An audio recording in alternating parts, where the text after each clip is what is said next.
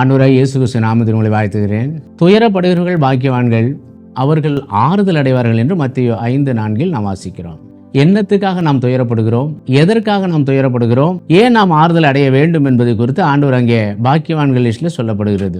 எதற்காக துயரப்பட வேண்டும்? ஆண்டவர் இயேசு கிறிஸ்துவை ஏற்றுக்கொண்டவர்கள் துயரப்படுகிறது உண்டு, அவர்கள் ஆறுதல் அடையாமல் இருப்பவர்களும் அநேகர் உண்டு. அதனால தான் ஆண்டவர் சொல்லுகிறார், உங்களுக்கு வார்த்தைகளை நான் கொடுத்திருக்கிறேன், உங்களை தைரியப்படுத்துகிறேன், பயப்படாதே, நான் உன்னோடு இருக்கிறேன், திகையாதே, நான் உன் துணையா இருக்கிறேன் என்று ஆண்டவர் சொல்லுகிறார். ஆனால் எந்த காரியத்தை குறித்தும் உடனே நாம் துயரம் அடைகிறோம், ஆறுதல் அடையாமல் இருக்கிறோம். ஐயோ இப்படி ஆயிடுச்சு, உலக மனுஷனை போல உலக மனுக்கள் எப்படி கவலைப்படுகிறாளோ, எப்படி துக்கப்படுகிறாளோ, எப்படி துயரப்படுகிறாளோ, இப்படியாகவே ஆண்டவருடைய பிள்ளைகளும் துயரப்படும் போது அவர்கள் ஆறுதல் அடைய வேண்டும் என்பது ஆண்டவருடைய விருப்பமா இருக்கிறது. அதனால உலக மனுஷனை போல நீங்க துயரப்படாதீங்க, உலக மனுஷனை போல நீங்க ஆறுதல் அடையணும்னு நினைக்காதீங்க. என்னுடைய ஆறுதல் வேற. அதனால தான் துயரப்படுகிறவர்கள் பாக்கியவான்கள். ஆவிக்குரிய வாழ்க்கையிலே துயரப்படணும். மத்தேயு 5:4 படியே உங்களை ஆசீர்வதிப்பார். இயேசுவின் நாமத்தில் வாழ்த்துகிறேன். ஆமென்.